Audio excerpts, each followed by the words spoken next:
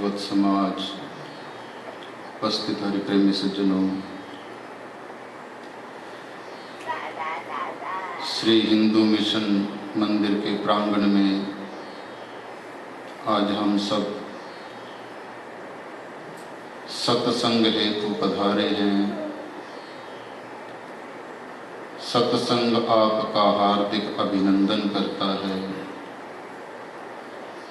हरि प्रेमियों, घोर कलिकाल चल रहा है। इस घोर कलिकाल में प्रत्येक चीज, प्रत्येक वस्तु सुलभ हो सकती है। बड़ी से बड़ी वस्तु कुबेर के समान धनी बना जा सकता है, लेकिन दो वस्तुएं ऐसी दुर्लभ हैं इस कलयुग में कि जो बड़ी भगवत कृपा से हमें प्राप्त होती हैं। हरि प्रेमियों, हरि नाम चर्चा, सत्संग, ये बड़ा दुर्लभ बताया गया, क्योंकि युगों युगों का प्रभाव होता है। कलयुग में सत्संग करना नदी की धारा के विपरीत चलने जैसा है। नदी का जल जिस तरफ बह रहा है उसमें कोई मेहनत नहीं है, हाथ पांव चलाओ और चलते जाओगे आगे, लेकिन विपरीत धारा में जाना बड़ा मुश्किल है। सत्संग कलयुग में बड़ा दुर्लभ बताया गया। हरि प्रेमियों, ये जो सत्संग की घड़ियां हमें प्राप्त हो रही हैं, इसमें बड़ी परमात्मा की महती कृपा जानो। छोटी मोटी कृपा नहीं है ये। सत्संग मिल जाना प्रभु की कृपा से ये जन्म जन्मांतर के किए हुए शुभ पुण्यों का फल बताया गया। हरि प्रेमियों,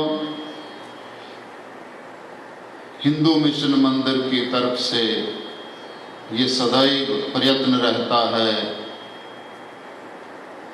कि शनिवार रविवार को इस व्यस्तता भरे हुए देश में 2 दिन विश्राम के होते हैं,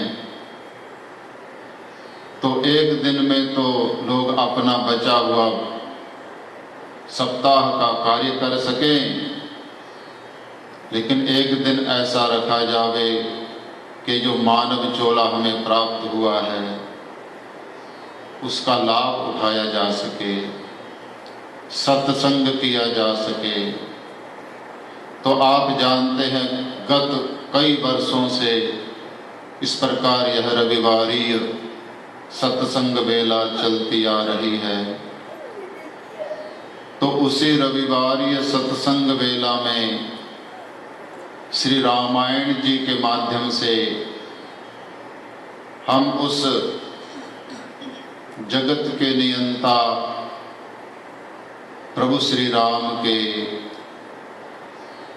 गुणानुवाद कथन एवं श्रवण करते आ रहे हैं। तो पिछले सत्र में श्री रामायण जी के माध्यम से आप सबके साथ सत्संग करते हुए बताया गया था कि विश्वामित्र जी महाराज के साथ प्रभु श्री राम और छोटे भ्राता लक्ष्मण जनकपुरी की तरफ जा रहे हैं। रास्ते में श्री गंगा जी का स्नान किया था। श्री गंगा जी की महिमा के बारे में ऋषिराज विश्वामित्र जी ने श्री राम को बताया था और देवी अहिल्या का उद्धार प्रभु श्री राम ने दया करके संतों के शाप से मुक्ति दिलाई थी उस देवी अहिल्या को।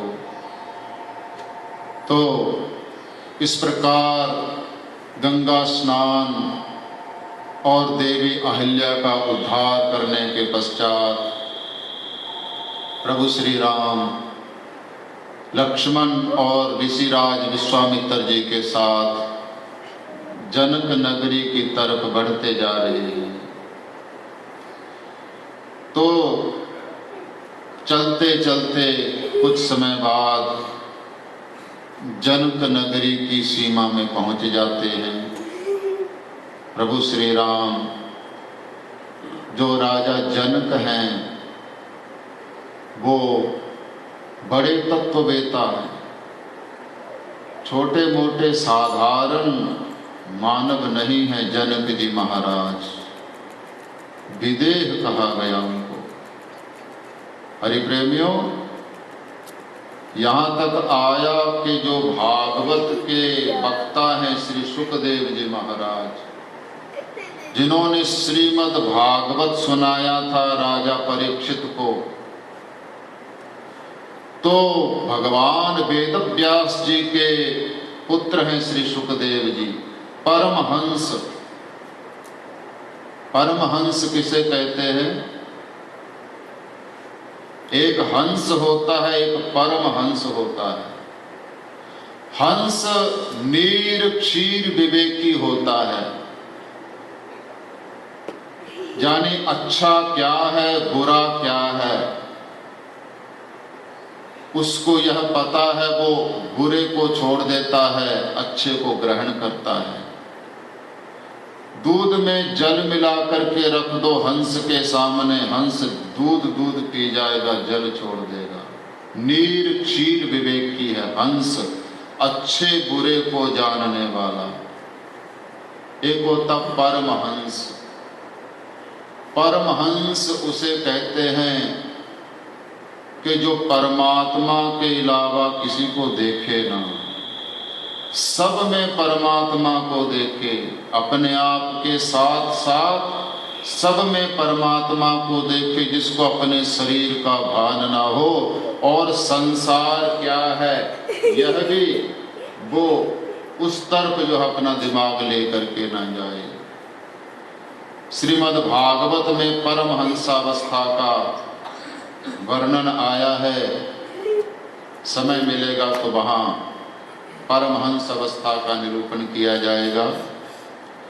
तो सुखदेव जी को शिक्षा लेने के लिए भेजा था राजा जनक के पास वेदव्यास जी महाराज ने। इतने बड़े परमहंस श्री सुखदेव जी ने श्री राजा जनक जी से शिक्षाएं ली थी। तो ऐसे श्री जनक जी महाराज ब्रह्म ज्ञानियों के शिरोमणि। हरिप्रेमियों, सतयुग में निराकार ब्रह्म के उपासक ब्रह्म ज्ञानी सनक सनंदन सनातन सनत कुमार हुए और त्रेता में ब्रह्म ज्ञानियों के तिलक, ब्रह्म ज्ञानियों के शिरोमणि, टॉप करने वाले राजा जनक हुए। तो ऐसे ब्रह्म ज्ञानी श्री जनक जी पर कृपा करने हेतु प्रभु श्री राम बहाना कुछ और क्रियाएं कुछ और, जो भगवान हैं जब भगवान के जन हैं उनकी कहते हैं क्रिया मुद्रा, उनके वाक्य कोई समझ नहीं सकता। सरस्वती बृहस्पति भी समझने में असमर्थ हैं। वो कर्म कुछ करते हैं, उसके पीछे रीजन किसी का क्या होता है कोई समझ नहीं सकता। इस रहस्य को केवल भगवान और उनके जन ही जान सकते हैं। तो आज राजा जनक की उस भव्य जनकपुरी की सीमा में पहुंचते हैं प्रभु श्री राम। तो जब जनकपुरी में प्रवेश किया, जनकपुरी की जो सुंदरता है, भव्यता है, उसका वर्णन आया श्री रामायण जी में कि सुमन बाटिका बागवन विपुल विहंग निवास, फूलत फलत सुपल्लवत सोहत पुर चहु पास। जगह जगह बागीचे हैं, बड़े तरह तरह के पुष्प उनमें खिले हुए हैं, सुंदर फलदार वृक्ष जगह जगह पर आरोपण किए गए हैं। हरि प्रेमियों, जितनी वनस्पति ज्यादा से ज्यादा होगी जिस क्षेत्र में, वह क्षेत्र उतना ही समृद्धिशाली और स्वास्थ्य के लिए उत्तम होता है। जहां जहां पर हरे वृक्ष, जहां जहां पर वनस्पति होती है, आप सब जानते हैं, वहां का स्वास्थ्य बड़ा उत्तम होता है। तो जहां पर भी आया कि जगह जगह बाग बगीचे लगे हैं, फलदार वृक्ष लगे हैं, और उन वृक्षों के ऊपर पक्षी चहचहा रहे हैं, चिड़ियां ची ची कर रही हैं, कोयल कलकार रही है, तोते बोल रहे हैं। हरि प्रेमियों, अगर पक्षियों की आवाज सुनना चाहते हो ब्रह्म मुहूर्त में, मोबाइल का अलार्म सुने बगैर अगर उठना चाहते हो तो वृक्ष लगाओ, वृक्ष पर पक्षी आएंगे, अपने आप उठाएंगे कलरव करके प्रातःकाल। मोबाइल में अलार्म लगाने की जरूरत नहीं पड़ेगी। हरि प्रेमियों, वृक्षों पर जो है वन्य पक्षी चहचहा रहे हैं, उनका कोलाहल, उनका कलरव मन को आकर्षित कर रहा है। जैसे ही जनकपुरी में प्रवेश किया, वैसे ही मन में प्रसन्नता छा जाती है ऋषियों के, प्रभु श्री राम और लक्ष्मण जी के। क्यों? क्योंकि धर्म का आचरण है उस जनकपुरी में, धर्म करने वाले लोग रहते हैं, धर्म को आगे रखा जाता है और संसार को पीछे रखा जाता है। हर वस्तु के दो पहलू हैं, किसी भी वस्तु को ले लो, दो पहलू हैं। सुख के साथ दुख जुड़ा है, दिन के साथ रात जुड़ी है। तो जो हम हैं, हम भी दो हैं, एक हम और एक हमारा शरीर, एक आत्मा एक शरीर। जो संसार है वह इस शरीर के लिए है, और जो परमात्मा है वह हमारी आत्मा के लिए है।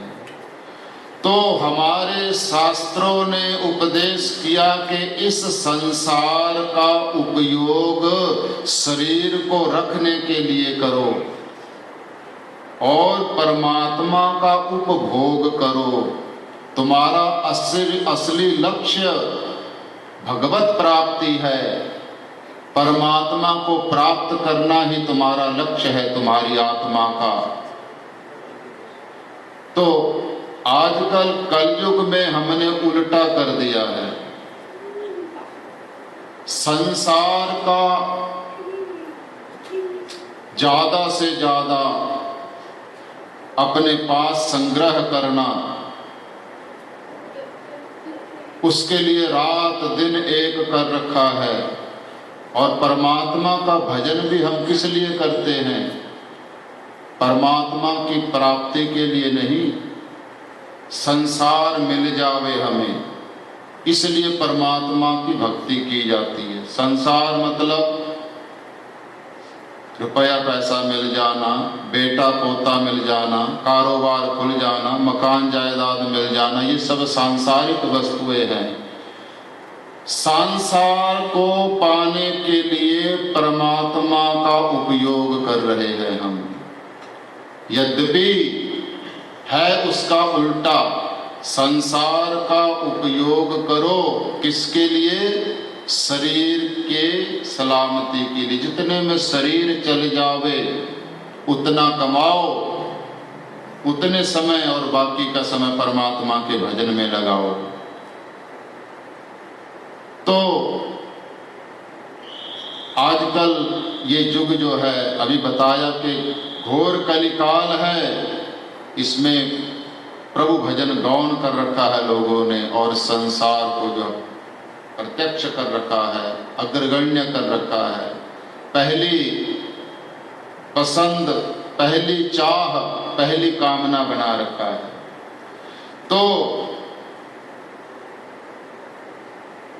जनकपुरी में धर्म आगे है, धर्मात्मा लोग रहते हैं, परमात्मा का भजन करने वाले लोग रहते हैं। इसलिए जहाँ पर धर्म होता है वहाँ पर अपने आप आत्मा को प्रसन्नता होती है, शांति मिलती है।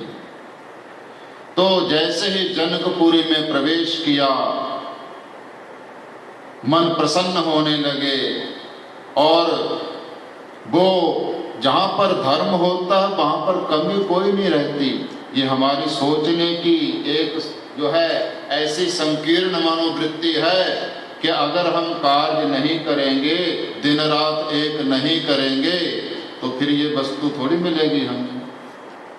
भगवान के ऊपर, धर्म के ऊपर विश्वास ही नहीं है। धर्मो रक्षति रक्षता। अगर हम धर्म की रक्षा करेंगे तो धर्म हमारी रक्षा करेगा, वहां कोई कमी नहीं रहेगी।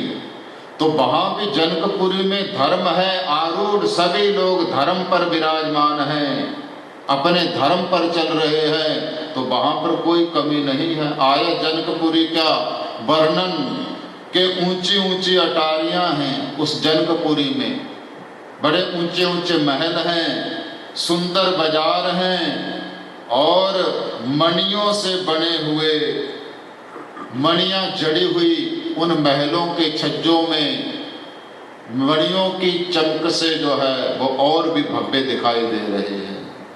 बड़े बड़े व्यापारी वहाँ पर बाजार में अपने अपने जो है व्यवसायों में उपस्थित हैं। कुबेर के समान धनी व्यापारी उस जनक नगरी में हैं, और प्रजा से भी धर्मात्मा है, ज्ञानी है और गुणवान है। क्योंकि जैसा जिसको उपदेश किया जाएगा, राजा जैसा उपदेश करता है प्रजा को, प्रजा वैसे ही तो होती है।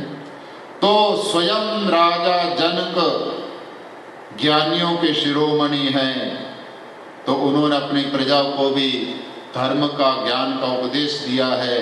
तो सभी प्रजा ज्ञानी है और गुणवान है। तो आया श्री रामायण जी में कि जब श्री जनकपुरी के प्रवेश स्थान पर पहुंचे हैं प्रभु श्री राम, लक्ष्मण और महर्षि विश्वामित्र जी, तो एक फलदार वृक्ष दिखाई दिया बागीचे में, और प्रभु श्री राम ने विश्वामित्र जी के भावों को जानते हुए आज कहा कि ऋषिराज, हमारा मन कर रहा है कि हम थोड़ी देर यहीं पर विश्राम करें इस वृक्ष के नीचे, क्योंकि जानते हैं प्रभु श्री राम कि हमारे साथ संत महाराज हैं। संतों का स्वागत, संतों का पूजन होना चाहिए। तो अगर हम ऐसे ही प्रवेश करेंगे तो जो है संतों का, इसमें मैं समझता हूं कि असली जो है सम्मान नहीं है। जानते हैं श्री राम के राजा जनक धर्म पर आरूढ़ हैं, और जब उनको पता चलेगा कि ऋषिराज हमारी सीमा में आए हैं तो वो इनका स्वागत करके इनको लेकर के जाएंगे। तो आज प्रभु श्री राम ने मनोभाव जानते हुए श्री विश्वामित्र जी से कहा, प्रभु हम चाहते हैं कि हम थोड़ी देर यहाँ पर विश्राम करें और फिर जो हम आगे चलेंगे। तो विश्वामित्र जी ने कहा, राम तुम ठीक कह रहे हो, हमें चलते चलते समय हो गया है, अब जनक नगरी तो आ ही गई है, ऐसा तो मन में कोई रहेगा नहीं कि अभी इतनी दूर जाना है, तो चल पड़ेंगे, प्रवेश ही करना है, प्रवेश कर लेंगे। तो 2 घड़ी वहाँ पर विश्राम करते हैं और इधर से राजा जनक को यह समाचार प्राप्त होता है कि ऋषिराज विश्वामित्र जी हमारी नगरी में पधारे हैं। तो जनक राजा को जब पता चलता है तो बिना जूती चप्पल पहने साथ में ब्राह्मण समाज लेकर के, ब्राह्मणों को लेकर के आते हैं, जहाँ पर प्रभु श्री राम, छोटे भ्राता लक्ष्मण जी और विश्वामित्र जी एक वृक्ष के नीचे विश्राम कर रहे हैं। पहुंच करके ऋषियों का बड़ा भव्य स्वागत किया गया, ब्राह्मण मंडल के द्वारा मंत्रों का उच्चारण किया गया, ऋषिराज की स्तुति गान की गई और राजा जनक ने आज ऋषियों के चरण पखारे हैं। और जो है ऋषियों के चरण पखारने के बाद जो है आज राजा जनक ने अपने भाग्य की प्रशंसा की थी कि ऋषिराज मेरे अहोभाग्य हैं, मैंने अपनी पुत्री जानकी सीता का स्वयंवर रखा है, उस स्वयंवर पर आप जैसे महात्माओं का वरदहस्त होगा, उनको जो है शुभ आशीर्वाद मिलेगा, तो इससे उनका आने वाला जीवन और भी जो है अग्रगण्य अग्रसर होगा सन्मार्ग में जाने के लिए, और धर्म के कार्य संपन्न करने के लिए मेरी पुत्री को आपका आशीर्वाद मिलेगा। प्रभु आपने बड़ी कृपा की कि आप जो है इस शुभ मौके पर, शुभ अवसर पर हमारी नगरी में पधारे हैं। आपका बहुत बहुत अभिनंदन है। आप कृपा करके हमारे महलों में पधारिए और हमारे महलों को पवित्र कीजिए। तो आज संतों ने राजा जनक का स्वागत स्वीकार किया था और संतों ने जो है राजा जनक को अनेकों आशीर्वाद प्रदान किए थे। और चल पड़ते हैं ऋषिराज विश्वामित्र जी जनक के साथ जनकपुरी में, जनक के महलों में। आगे का प्रसंग कैसे जनकपुरी का जो दर्शन है वो प्रभु श्री राम लक्ष्मण जी को कराएंगे, किस प्रकार स्वयंवर रचा जाएगा, स्वयंवर में कौन कौन उपस्थित हुए, क्या शर्त रखी गई थी स्वयंवर की, ये सब जो है आपको आने वाले सत्रों में बताया जाएगा। सत्संग के माध्यम से